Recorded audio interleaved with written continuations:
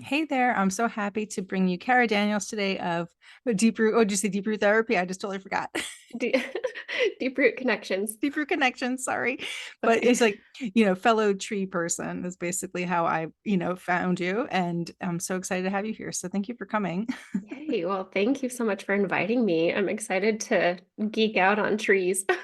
Yeah, it's the best. I know one of my friends, Sierra, posted your some video a couple weeks ago, and that just took me into a deep dive. And then I found your Instagram and I just went and, binge watched a whole bunch of stuff. And it's like, yes, this is like, we're all under the same umbrella and everybody has their own specialty. So I'm so happy to know somebody who's dove deeper down that rabbit hole.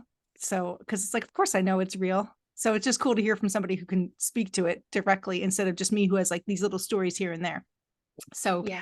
tell us about yourself. Oh my gosh. Where do I begin, right? I mean, I feel like I've been on an interesting journey my whole life, but like as far as tree communication goes, I didn't really dive into the trees until, gosh, about 2.5, 3 years ago. Hmm. So I started my whole journey really kind of waking up and learning how to channel and communicate with various species by starting in the realm of animal communication. And it was more just like a stray cat came into my life. She started talking to me, and I thought, holy crap, this is a thing that we can do. And so I just like dove headfirst into a black hole of animal communication. And after I gained my confidence learning how to receive information accurately, I kind of entered a space of like, well, I'm a nature person through and through, first and foremost. Now what? It's like I Right. got to that space of just like needing more. And all of a sudden it was like the trees started calling me. And I felt like they were calling me home. You know, Hmm. that like just pull, it's like you just keep thinking about something and your heart just yearns for it. Well, that's what I was feeling with the trees because it had been months since I had gone out into the mountains and just had some time. So I was like, all right, we're going. We're going to go to the trees. We're going to kind of see if I need to redirect my business or what I'm doing. And I had heard of people that could communicate with plants and trees and different things. And I thought, well, I'm going to give it a go. And I had this whole plan. I was like, I'm gonna take my dogs. We're gonna hike maybe like 5 miles. You know, I had goals. And I was just thinking, I will ground and just be present, and maybe something will come forward. Well, I got out of the car, and I think it was maybe a quarter mile. And I was like, all of a sudden, I was just like, I need to look this way to my left. And there's this beautiful tree in this meadow by this creek. And I thought, oh, that's cool. Like, I'll go stop by that. You know, on my way back, I have a goal. I have like Yeah. 5 miles to walk. And so I took three more steps and I was like, nope. And I about faced and I went straight to the tree. Hmm. And I sat down and I thought, maybe this is my moment to just sit and ask. And it was like within seconds, this pine cone dropped on my head and the tree was like, hello. I was like, oh my gosh, okay, this isn't as hard as I thought it would be. So I had this beautiful conversation with this conifer and I thought, wow, I mean, can all trees talk? And then I just like all of these questions came into my mind. And he was like, I'm your guide now. Any questions you have, you come to me and I'll guide you. And he basically blew my world open just by initiating me, really, because I still talk to him today, but he was the one that gave me a foundation to start. And Hmm. he is just like the coolest tree ever. So I have been deeply rooted into the trees ever since that moment. That's so awesome. Um, yeah, like I said to you right before we hit record, like one of my first experiences, like I always felt like protective of nature and stuff. And like when my kids were little, there was a kid at the bus stop who was like hitting the tree. And I was like, stop, you're hurting it. And I remember being like, why am I saying that? Like, where is that coming from, And then we had to remove a tree because of whatever in our backyard. I don't remember the story, but I apologized to the tree and kind of told it before we had to take it down. And then it responded. I didn't expect a response. So it had like a deep voice. It sounded like an older black man, actually. It had its own tone. And I was like, wow. And he was just like, it's okay, it's understandable. Like he understood. and he was forgiving of it. And like another time we had a tree removed and my kids cried about it. And I said, I know, but the tree said it was okay. The tree understands. And then they're like, that's what they always say, and they were like, it was so sweet. So yeah, it's just been like, it's been a thing that I've been around, but I haven't ever like really sought to develop. I was more excited that I could feel its energy. And I always tell people, go sit with a tree and like give the tree your problems. The tree can transmute it, it can handle it. You'll feel better by having leaned upon it, whether you don't want to hug it because you feel like a weirdo. Like I'm fine with hugging it, but like I'll tell people, just put your back up against it and just like close your eyes. So just being in their energy is awesome, but like how freaking amazing that you can get more than that. So Oh, I just want to highlight something that you mentioned is that you hear the tone in the actual voice. mhm. So I do too. And that's not something that I'm finding the more I teach this is most people don't actually hear their unique voice. Hmm. And so that's a really special gift that you have. I just want to point that out. That is so Okay, cool. I have to practice a little bit more then. Yeah, yeah. Most people, the way that information comes in is more like in their own thought form or Hmm. like a very subtle whisper, but to actually feel and hear and sense their unique tone, Hmm. that's incredible. I just wanted to point that Thank out. you. That's very I'll, cool. I'll take it. Yeah. Yeah, but you're right. Touching the trees, I mean, I know so many people have like such a weird perception when you hug a tree. It's like, oh, they're a tree hugger, such a negative connotation. But Yeah. there's other ways to connect, like even just touching them with your hands or Hmm. like see being barefoot with them or just sitting next to them or under them. It's like we don't actually have to be weird about it, if you're uncomfortable. Right. It's like they just want acknowledgement of their existence and the fact that they are conscious beings that are working their butts off on Hmm. our behalf. It's like they just want to be seen. Hmm. I know. And like, there's a couple trees, like, I mean, of course, I live in we live in nature, even if it's not very much a lot of protected nature, but there's still trees everywhere. So when I take my dog for a walk around the block, there's this white pine, and I often like stroke it as I walk past it. And then the bush next to it's like, me too, me too. So I'm like, okay. So like I kind of shake hands like with and then I saw you had a thing about shaking hands with the tree. I was like, oh, that's so funny. So like, and I did that the other day with more intention. And then it shed a couple needles in my hand as like a gift. And I was like, oh my God, thank you. It was amazing. So Oh, that's so cool. I know people just mhm. like, I get so much flack for that, how to shake a hand, like how to shake hands with a tree. But it's like once you do it, it's like you can't take that away. You can't go Right, backwards because there's right. such energy transfer that happens there. And that's so cool that you've had some needles fall as a gift. And that's Yeah. just so cool. When my son who's 16, when he was like 10 or something, I was walking with him and the dog. And I have a really strong connection to the big oak trees. And that's what I really love about where I live. So we were walking, and there's this, it's like 2 blocks away, but I always call it like my tree, even though it's not my tree. But I'm like, he's like, go visit your tree. I know you want to go visit your tree. So he's like, I'll take the dog. So he holds the leash, and then I go and lean up against the tree and just like it's always like such a relief, but it's in such a public area that like it's on someone's property, you know. So I'm just like, it's on the edge of the property, it's on a corner.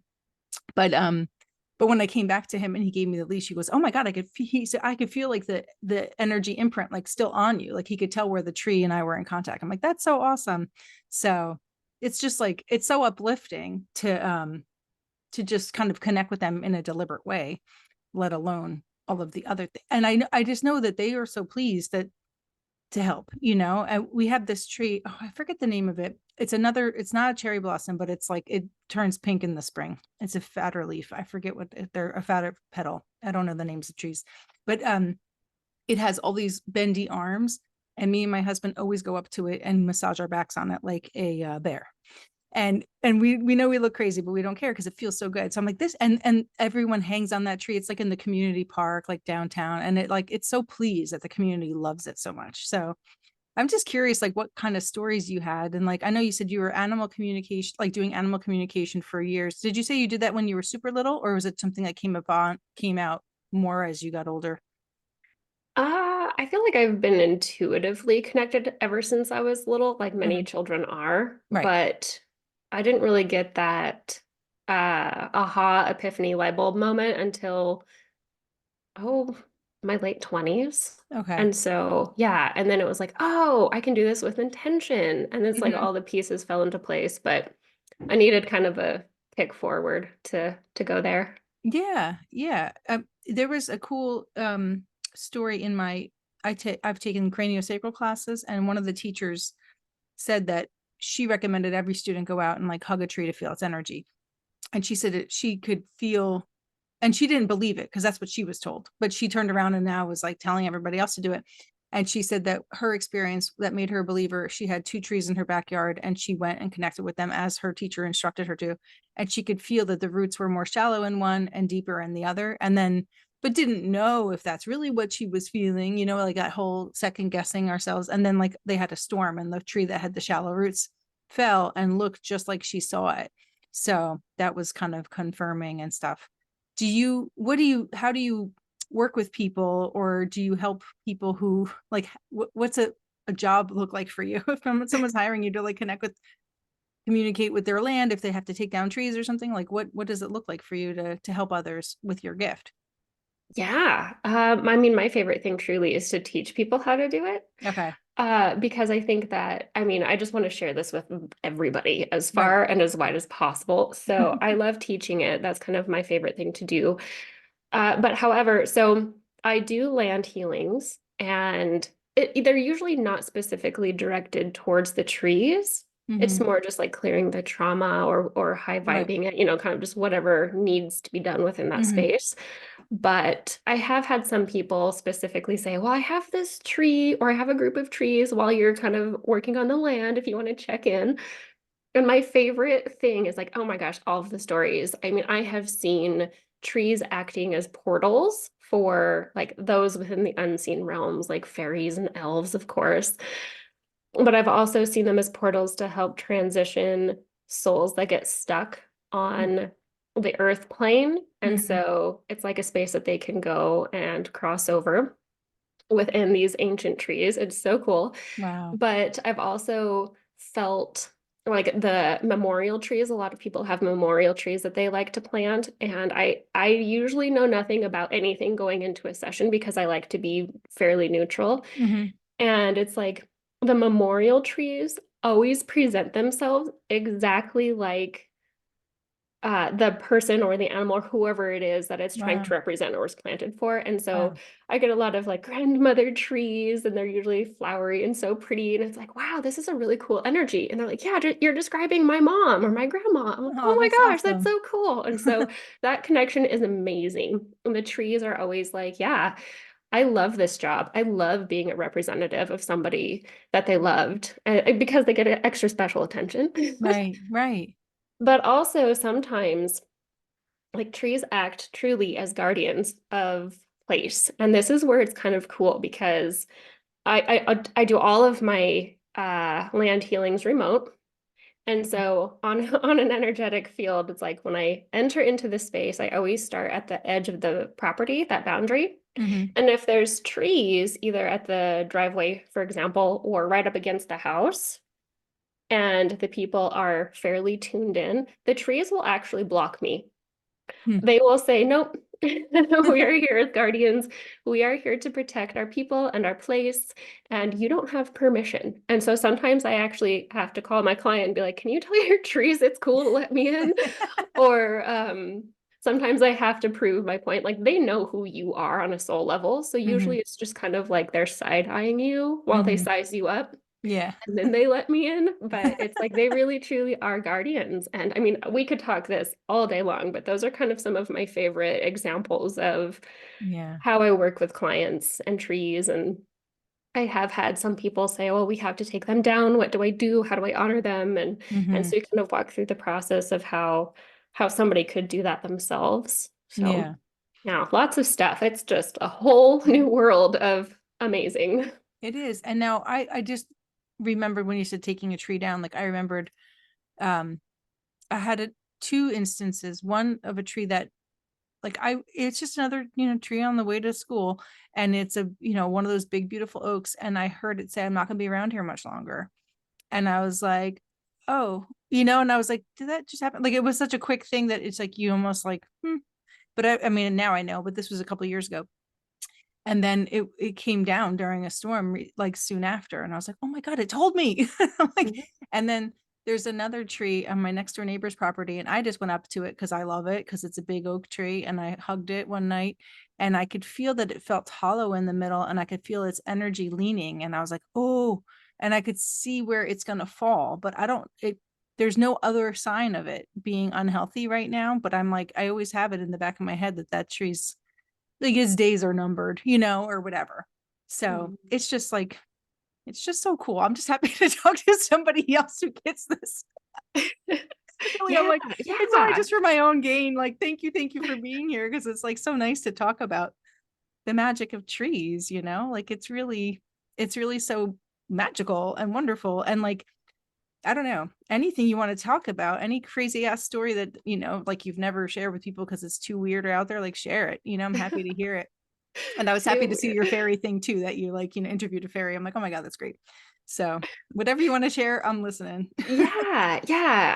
I feel like once you start talking to animals and if you breach that space into the trees or plants, it's like it's only a matter of time before the fairies and unicorns and all of those mystical creatures kind of Right. just start coming to you because they're overlaid. We're all intertwined and entangled. It's just a matter of if we're a vibrational match for them or not. And Mm, so it's just absolutely incredible what kind of information one can receive by working with all of these beings alone. But specifically the trees, they're so cool. I kind of just want to talk about how unique they are mhm, because a lot of people, when they kind of enter into that space of, oh, I'm curious about plants and maybe essences or oils or even herbalism, it's like, mhm, there's tons of information out there about, well, this plant is, right? And it's kind of an umbrella, all encompassing.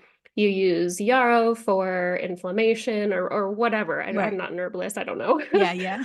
But that's just an example. And so if you like kind of flip through some of the books that have all of the trees, it's like this tree is known as, say, I'll use a willow Mhm, feminine, and then it kind of just like lists off a whole bunch of facts about what you can expect from working with willow. mhm, And I'm like, well, yes and no, because what I have found is that every single tree is a unique individual. mhm, So to give it kind of an umbrella definition, I think does a disservice to the trees themselves. right. And so I always like to highlight that. It's like if you're looking for a tree to connect with and communicate with, like don't Google it. Don't go down Mm, that rabbit hole of what to expect because you'll immediately have expectations and block yourself from information that could come through. And what the trees have told me is like if you want to use them medicinally or harvest parts of them for wood or whatever it is that you want to use them for, mhm, to actually ask a stand of trees, for example, who wants to participate in that activity because their energy and their medicine, for example, is going to be completely unique to them. mhm, And so if you're like, well, I want tea because I feel like I have a cold, and I'm just thinking of like pine trees, they have really high vitamin C in their needles. And it's like, who is going to want to be part of my tea today? mhm, And they'll usually kind of like, it feels like they're raising their hand, and they mhm, say it's because they can help match their energy and physicality with your goals. And so mhm. it's really important to be very intentional when we're working with the trees in that regard. So it's not just like willow isn't just one thing, pine isn't just one thing. It's like be very intentional and get to know them on an individual basis. I just always want to share that because they're so unique. Yeah. And like, is it also like, I know in the world of crystals, I mean, sure, I know it's the same, but like once you build a relationship, it changes just the energy of it all. Because I remember talking with Sarah Thomas about crystals, and it's like the crystals that are like a part of a mountain are doing like their crystal job as this bigger entity. And then like once it becomes like in your possession and then you've established a relationship with it, like it changes. So I would assume the same would be true with trees. It's just like once you have that kind of connection with a tree, it's different Yeah. than just the textbook definition of the tree too. Yeah. Yeah. it's like the collective consciousness of the stones or the trees or the crystals versus Mhm, the individual. And so for mhm, me, it's like it's important to know the different layers, or at least mhm. be aware of them, but to just dive in like to the Yeah, unique individual because they're so different. And stones too. I mean, if we want to talk stones, I talk to rocks all the time. And it's like they have their own energy and medicine too. So it's they do. Like you said, you're like, I don't know what's gonna come out of my mouth. And it's that's how it works. So like, I'm building a grid. I'm like, I don't know how I'm gonna make this grid. I'm just watching where my hand lands, like I don't know what I'm doing. I'm just channeling, I'm just connecting. So yes, yes, I totally do the same thing. I have all of these grid books and how to do the crystal grids, and I usually end up using flowers and rocks and cones and anything I can find, and then it just kind of creates itself. And it's like, well, that doesn't really go in any of my books, but I know it's intentionally done. right. So I feel Totally. like the rules are flexible. There's no right way to do certain Exactly. things. Yeah. Yeah. You were funny with when it with the extreme cold we had like 2 weeks ago or whatever. What was it? Was it a goat that you were like the guy that was really annoyed and thinking about warm weather? Yeah, Watson. That's my goat. He's definitely not a cold weather friend. He Yeah. loves his summer.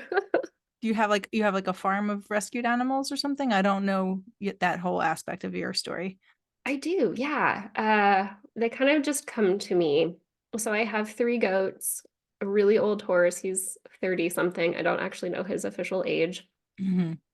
Nine chickens, a rabbit that it just showed up one day, never left. Two cats, two dogs, two fish. Hmm. I think that's all, at Do least for they today. do they get noisy with their requests? You know, they're actually kind of quiet. So Okay. my animals don't just talk to me all day, every day. Hmm. Much, a lot of people are just like, how do you turn it off? Or are you Hmm. tired of animals talking to you? And it's like, well, it doesn't really work that way. My animals, if they need something, they will be obnoxious about it and they'll let me know. Hmm. But I feel like my communication with my animals specifically is more on an intuitive basis where it's just like I kind of just naturally know what they need or Right. want. Yeah. But if I miss the message, it's like they amplify their behavior or just like stare at me until I tune in. It's like, oh, Yeah. hey, okay, sorry, I haven't been listening to you. So yeah, That's how my they're not dog too can be. bad. I know my dog was looking at me the other day. I was working on a client and I bring her to work with me. And mostly she just sleeps when I'm working on people. And she got up and started walking around and acting strange, like she's doing her behavior that, she's unsettled or like there's a spirit present or something. She walks kind of creepy, slow-mo, and I was like, oh no, because then it's distracting for me because I'm trying to give a session. And I'm like, is the dog okay? Like, what is it? Solar flares? Like, what's going on? Because she's sensitive to them. And then she came back and then she just stared at me for a while. And when she stares at me, I'm like, oh, what's the message? So then like I'll look at her and like connect and hear, you know, what it was. And I don't know that I actually heard it, but I just kind of sent like I'm like, yeah, I think that this client lost a dog. And then she ended up going under the massage table and standing there for like the last 5 minutes of the session. And I was like, she never does that. That's totally not her normal behavior. So I was like, okay, I'm pretty sure that this client had a dog that passed. So then afterwards, I was like, oh, sorry, my dog is being weird during the session. She was like licking her lips a lot, which that's a trigger for me when my dog does it because it stresses me out because you're like, stop licking your lips. But I know it's because she's anxious, but it's hard to be, giving a relaxing session to somebody. So anyway, my client was like, no, I heard her licking her lips. She's like, my dog used to do that. And I go, did you lose your dog recently? And she's like, yeah, actually in October. I go, okay, that solves all that. Like, we know now what's going on. So like Trixie was just like holding space for this other dog, or they were, whatever the case was. I didn't see or understand it on the deepest level, but I know that was what was going on. So I Oh, know, that's so sweet. I know. Yes, our animals just, they are there for us There's like and a our very clients. serious eye contact that they make when you know that they're trying to get a point across. So I guess you're familiar. Yeah, my cat, she'll do it. She'll just stare at me with her Hmm. big yellow eyes. And I'm like, what do you need? And she's like, you haven't been listening to me. I'm like, fine, what? Just tell me. I'm with you now. Yeah, yeah. And that's part of the problem too, is like I hold sessions for clients so much that when I'm off, I'm grounding and I'm just like kind of out of that space because it's Mhm. easy to stay in that space and then I get really tired and drained. So it's like I have to be intentional with Yeah, tuning tapping in in. and yeah. Right. Yeah. When you tell people or when you help people to tap in, what is like what I know that oftentimes it's people just say automatic, right? Like bring a notebook, sit at the tree and just see what comes out when you start writing. Do you have anything like that that you suggest people do or something different?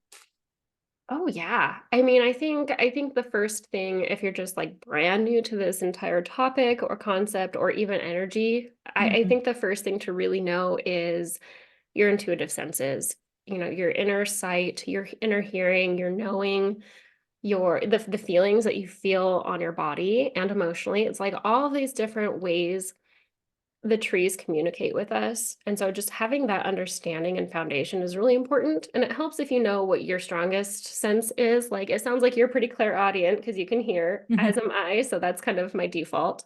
Mhm. Um, but so if somebody wants to just begin working with a tree or connecting in, I would just say number one, intuitively have the tree pick you. Don't pick the tree because there is a frequency match that the trees are going to be trying to pair you up with the right match. And Mhm. so that's why I'm always like, don't pick the tree. You like just listen to the trees and they'll call you in. So that's kind of my first recommendation. And then when you find a tree, like don't put too much pressure on yourself to receive anything extraordinary. And I think that's where a lot of people get stuck. It's like they want this big moment that's life changing. And it's like, well, it doesn't really always happen that way. So just take your time, be slow, take a few deep breaths. I think kind of bringing yourself into your body and grounding Mhm. is kind of like my second Right. step in the process. And Yeah. then I find that automatic writing is helpful for some people, but not everybody. Mhm. It actually can be really distracting. So if you're like, yeah, I just like to scribble and draw, or like I'll sometimes just kind of draw circles and doodle to kind of get myself out of my mind. So if that Mhm. sounds like something that is like, yeah, okay, I could try that, do it. But if not, just sit there and try your best to be in the moment. And in your mind, in your heart, just ask the tree if it's willing to connect with you to let you know. And then if you can be in that present moment, keep your eyes shut and just see what happens.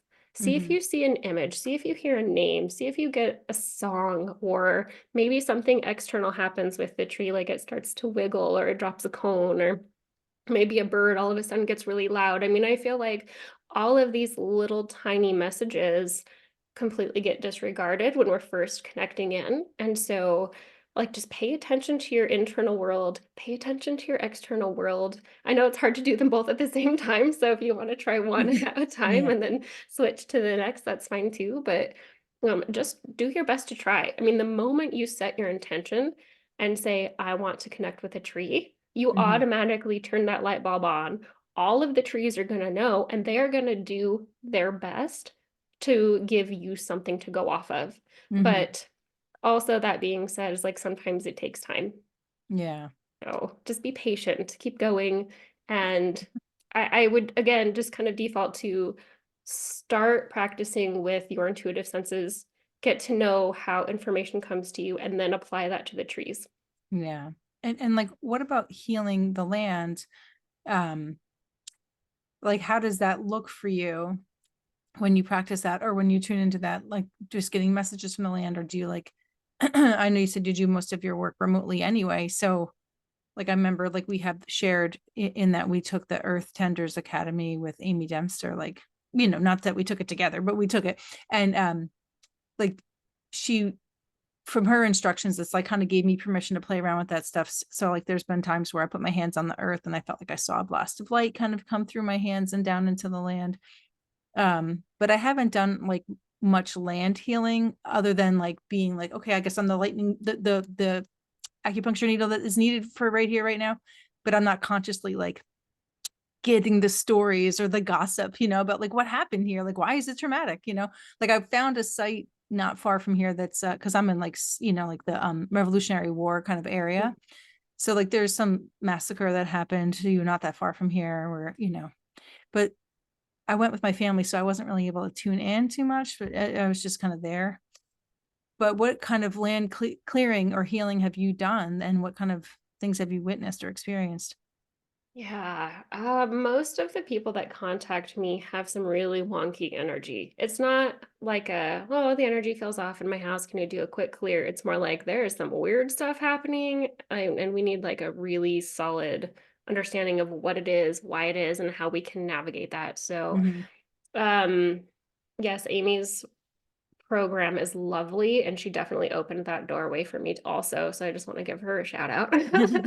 um, but it's like a lot of the time, it's like you said, the trauma of past massacres, wars, and just nasty energy that lingers there. I mean, it's not necessarily that there's souls there still. Sometimes there are, but a lot of time it's just the energetic imprint that's Hmm. being stored within the land. And so I do a lot of heavy lifting with that on the energetic field. Like I've done Reiki, I've studied Reiki with angels, the Usui Reiki, and I actually find that I naturally pull in a lot of shamanic practices in that Hmm. regard.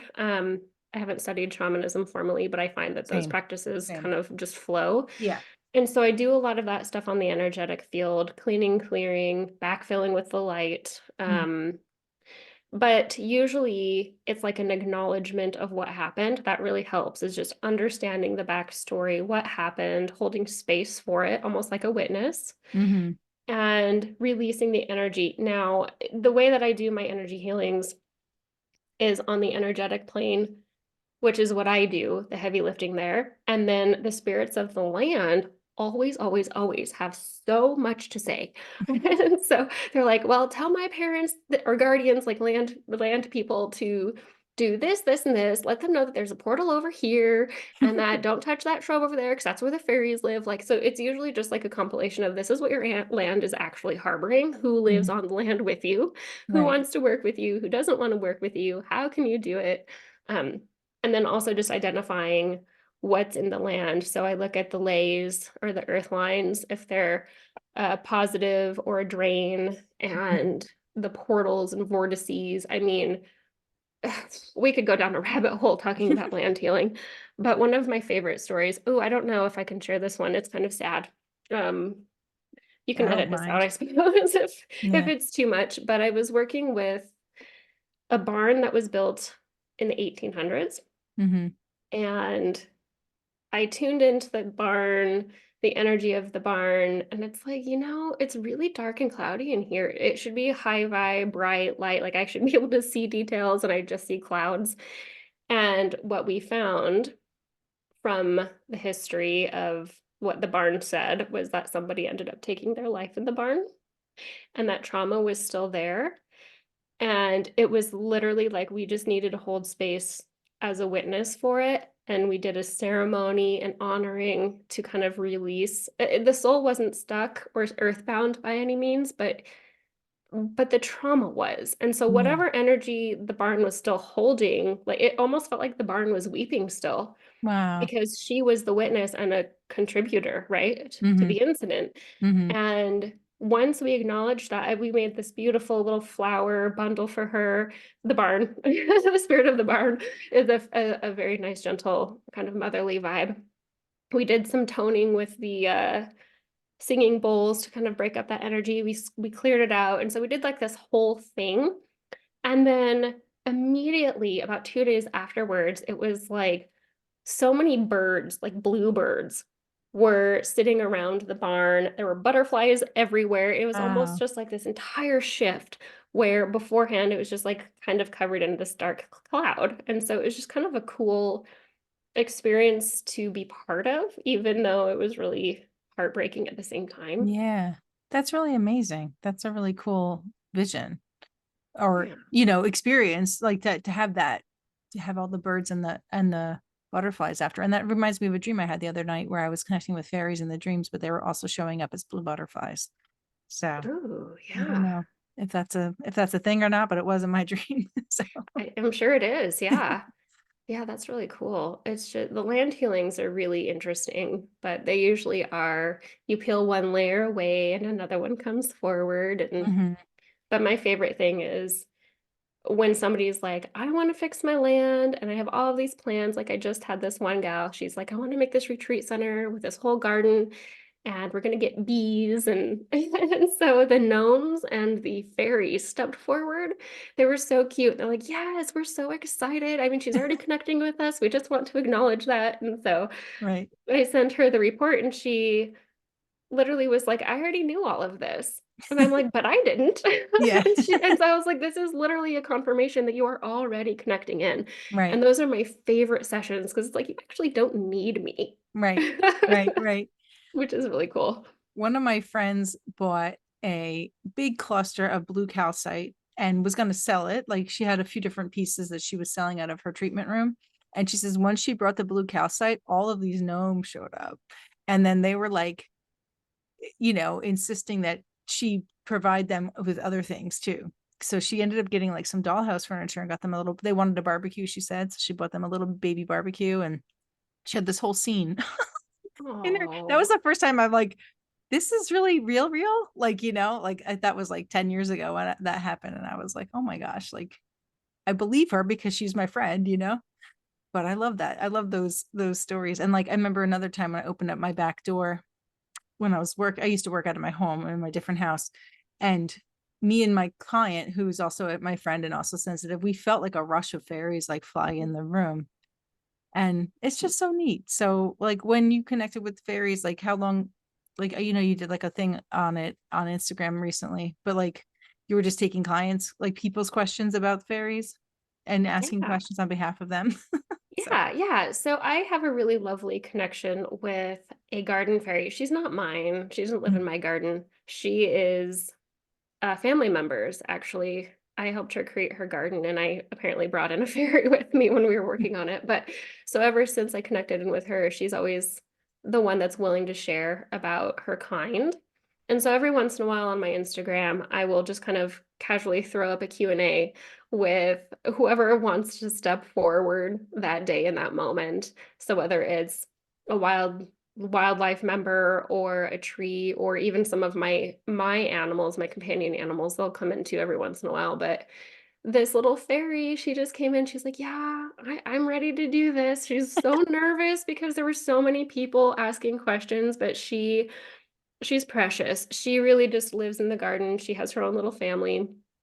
And she's an advocate for rekindling our connection with the Fae and the unseen realms because I don't know if you ever want to go down another rabbit hole, but it's like the history and lore. If you go way, way back, mhm, people and the Fae and all of these different beings used to live together mhm, until humanity kind of messed up, mhm, went down the darker side, and mhm, all of those beings kind of vibrationally left us. But now they're like trying to breach the connection again to work mhm. together in harmony, specifically with nature and to co-create. And Right. so she's like, yes, please, like just ask me the questions and I'll advocate as best as I can That's because amazing. yeah, there's still a lot of people out there that are like, nope, you don't work with fairies because they're bad news. And well, yes, there are They can be mischievous. tricksters and yeah, like Yeah, I mean, there's a lot of different beings out there. So if you enter into the space of working with any of these, like you have to have discernment mhm. and understand kind of what you're walking into. But mostly, she's lovely. I adore working with her and the gnomes, and they're just crack me up. They're lovely. That's just the best. And, like I had a lady who I know who is good at animal communication, and every now and then if Trixie's got something going on, I might reach out to her because she's such a clear, like I can tune in, but sometimes she's like, you want somebody else to do it. Yeah. Um, and one time Trixie was acting weird and like poor Trixie, she had no idea anything about Reiki, and then she came into my home and then everything changed for her. Then she became ultra sensitive. So like it's really kind of interesting her journey. Um, but I'm like, I'm not sure if I'm mixing up two stories. I might be, but like one time Trixie was wigged out and it was because the gnomes were fucking with her. Oh, And yeah. and I asked a different person for help, but like the one animal communication lady, she was just like, your space is like overrun by fairies. Like my storefront, because I have so many crystals and such beautiful light. I even have like a whole fairy wall and a tree and a river, like all a stream, like all painted on my wall. So it's a very like foresty vibe in there. So she's like, oh, she's like, they're pissed, they're upset with me that I said that. Like they were like annoyed with her that she was like, your place is overrun, And one of them went home with one of my friends one time too. She's like, oh, she came home with me. I had a fairy come home with me. Um, but so yeah, in another class we were talking about gnomes, just on the side, and then Trixie started acting weird, and my teacher tapped in, and she's like, oh, the gnomes they're like they're having fun with her, but like you got to put a boundary down. And then eventually Trixie peed in the hallway, and I was like, good job, you tell them it's your house and to like back off. It's like instead of being annoyed with my dog for peeing, I was like, no, I think that you needed to lay down that boundary. So that was just an interesting gnome experience that we had in our house. So. That's so funny. My gnomes are, oh my gosh, they're so, so grouchy. So I always wondered, I was like, do I have fairies in my garden? And I was explicitly told that I Mm-hmm. don't because Mm-hmm. I'm not lighthearted enough. And I thought, oh crap, I think I'm pretty good, but Yeah, maybe yeah, not. yeah. And they also said that because there's still a lot of toxicity in my soil, that they're not interested in coming. And so we Right. purchased this house, I think about 4.5, 5 years ago now, and I've been working so hard to restore the soil. Mm-hmm. But the gnomes live in the soil. Yeah. And so they kind of guide me on what to do and how to do it. But my first introduction with his name is Frederick. um, he was like grumbling at me, like, why are you here? People don't talk to gnomes. I was like, could you imagine the old grandpa with the hearing aid? Just like, yeah, that's what he feels like. Yeah, yeah. And he's like the overseer of his clan. And I was like, I'm here to help. Like, just tell me what to do or what I need to do. I've never done this before. Like, let's work together. And I could tell he was just sizing me up, and he just like cut the connection off. I was like, oh, okay. So then I gave him some coffee, tried to sweeten my way in. Yeah. And now when I'm out there pulling weeds, I'm like, there has to be a better way. And he's just like, no, pull them like one by one. I was like, Yeah. really? You don't have anything else to share? Right. That was disappointing, but it's kind of fun to just they don't love us all the time Right. because they've been burned or disregarded or ignored. And so Yeah. it's like you have to like really build that bridge back up. And it's so wild. I know. Yeah, my teacher Janet first, that was the first time I heard about fairies being real as an adult. And that was like in 2009, and everybody in the class was just kind of nodding as she was talking about it, and I was like, okay, I guess it is something that it is real. And she would say how like she'd ask the fairies for favors, and if she forgot to pay them, that they would steal her earrings, and then she'd be like, oh, that's right, and then she'd put out like some honey or some milk or whatever, and then like her earring would be in the middle of her kitchen counter and stuff like that. So I always loved that. And then she had a where her cat was being harassed by a bunch of fairies, and she felt like they were young fairies. And then she tuned in and was like, what do I do? And they're like, speak to the elders, like she got that message. So she spoke to the elders to like basically like get your baby fairies in check because my poor cat is going to lose her mind. So, Yeah. so these things can Yeah. happen, apparently. I wish more people would just openly talk about the Fae or any of the elementals, really. It's like, so I have a very heavy scientific background, right? Hmm.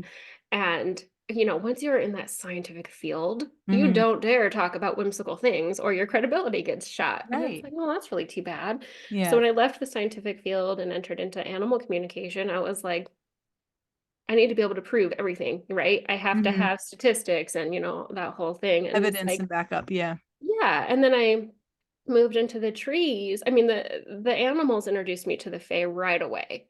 Hmm. And then the trees kind of confirmed everything, and it's just like now they're just part of my world. But it's like you lose credibility almost in certain circles if you take that next step forward. Hmm. It's like I'll talk to the animals, that's kind of acceptable in some Yeah. circles. Right.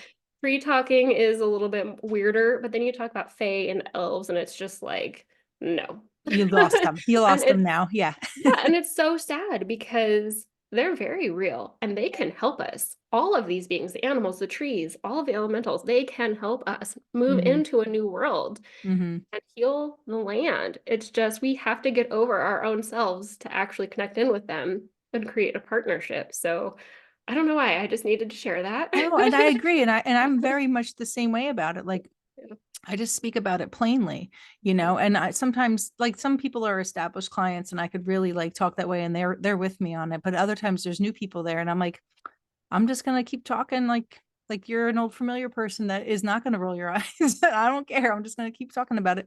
I think it's important to give it that normal. I just always am like, it's just in another realm. It's just in another plane, you know, like it's all Mhm. here, you know, and like it was really funny. I was a couple drinks in. I don't usually ever drink, but I was at a party. I mean, if I drink, I drink like a beer and a half, but like I had like three. And we were about to leave a party and someone talked about unicorn. I don't even know what it was. I think the cat's fur was really soft. I'm like, it feels like unicorn fur. It feels like the unicorn's mane. And then I was like, oh no, I said that out loud. Oh shit. That's But amazing. but you know how the unicorn mane feels. It's like that like silky soft like white cat fur, you know, like a white long cat. That's what the cat was. But I was almost like, oh shit, did I just say that? You know. So yeah, I try to be mindful of my audience. But if they're in my workspace, I'm gonna Hmm. fly the freak flag big and strong, you know, and I will treat it all as normal because it is all normal. We just have to get over our old paradigm, you know. Yeah, So exactly. Yeah, I try my best to just go for it in a public space. Like this yeah. is going to be normal one day. Yeah. We're But making waves to try to make it as normal as possible. So if like level-headed, grounded people like us, you know, we are pretty normal. Mhm. If we talk about these things, then it's easier to digest than having somebody who's like totally like, you know, crazy looking. I don't think we're crazy looking. Oh, you know what I find really interesting about that too is I find the people that work with earth energies and the consciousness of the land and the fae, it's like they're very grounded people and they Yeah, are very normal.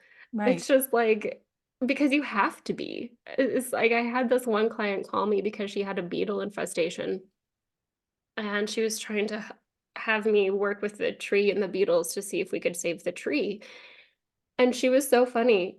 She had been creeping on my Instagram for a while because she's like, there's some intuitives out there that are really kind of out there and flitty Hmm. and so she's just like, you're very grounded and very earthy. And she's like, that's what attracted me to you because you're not up in the clouds. And I Right. thought, oh, if you only knew. But but really truly, like I feel like in this space, especially the work that you do also is like we have to be grounded. We have to be like our feet have to be on the ground and we have to be in our body. So we're not going to Hmm. be too out there, even though that's, we're talking about rainbows and unicorns, but in a very grounded way, right? Right. Exactly. Maybe it's my illusion, but that's But how it's I also like the feel. more grounded you are, the more you could reach up too. So it's Hmm. like it's important to have that balance. So, Exactly. but Yep. I'm happy to be a pioneer in this conversation with someone like you. um, Thank you. yeah, for sure. What's your handle so people can find you and learn more from you directly? Yeah. So my Instagram is really where I'm at most, Yeah. which is deep.root.connections. Okay. Yeah. And that's kind of just where I'm at. That's my handle for everything. And Do then you my have a website. website too, or are you just on Instagram? I do have a website. It's again deeprootconnections.com. Okay. Okay. Cool. Well, yeah. Yeah. I'm so happy that you know you're here sharing this information with people. So I'm happy to share it on your Thank behalf. you. You know, Yeah, like, I am happy to share. And I also just want to make two quick announcements if that's oh, okay. sure, that's right. I am currently in the process of creating an on-demand learn how to communicate with trees program that will Hmm. be, virtually available. Should Hmm. be available kind of, I'm thinking May, once my snow melts and I can actually get outside and do some of the content. Right. So that's coming up for anybody that's kind of like, I want to dip my toes into learning how to do trees. It's going to be hands-on. You're going to have a ton of exercises. And it will give you a really great foundation to kind of begin the process and hopefully take you into that space of connecting fluidly. So I just want to say that that's coming up. If you, That's so just kind of awesome. come hang out with Yeah. me and wait until it's released. I'm so excited. And then for anybody that's interested in animal communication, I do have a program that's going to begin in April.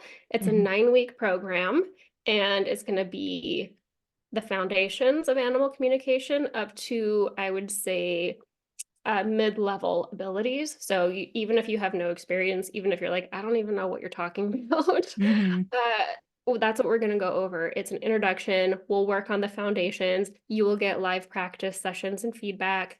And by the end of the program, you will be able to communicate, excuse me, you'll be able to communicate with animals confidently, Hmm. although maybe not on a professional level. So Right. that is also coming up, which I'm excited to release. I'm so excited to share this with the world. So if you're interested, Yeah. anybody out there listening, come hang out with me for a little while and jump on board when those programs get released. That's awesome. I think that's a great thing. You know, the more people can connect and recognize that all this is real, the better the world will be, obviously. And that's why it's getting so loud that we have to listen. So, Yeah, I feel like a lot of people are hearing or feeling a call, but hmm, they're not quite sure where to place it. yeah. Like I need Yeah. to do something, but I don't know what it is, and I don't exactly know what I'm doing, but Right. uh, But at least, so you know, finding people like you and Amy Dempster and many others out there that just speak about it so naturally and plainly makes it more accessible and makes it more just approachable and doable because you're offering, you know, courses and things so people can commit to that. And then once you have that community or that one-on-one experience or group experiences where you have that validation, it just all it does is amplify your confidence because you know you're not making it up, and then you have other people confirming and validating the things that you're picking up on, so it's just it builds on itself. So exactly. Yeah, yeah, exactly. It's like you just need the confirmation and build your confidence because you're already doing all of this anyways. You just don't yeah. know And then to be around it. other people who speak that way and feel that way is also exciting because you're no longer like this closeted weirdo who hugs trees and talks to animals. And we're not weirdos, we're normal. So Yeah, we are the normal ones. the rest of the world is crazy, yeah, for sure. Exactly. Thank you so much, Kara. It was great talking to you. Yeah. And I don't know, look for her at deep.root. I'm sorry, I totally don't remember your Deep, handle. deep.root.connections. Okay, cool. Yeah, thank you for that. Yeah, of We'll course. see you. Thanks. Thank you. All right.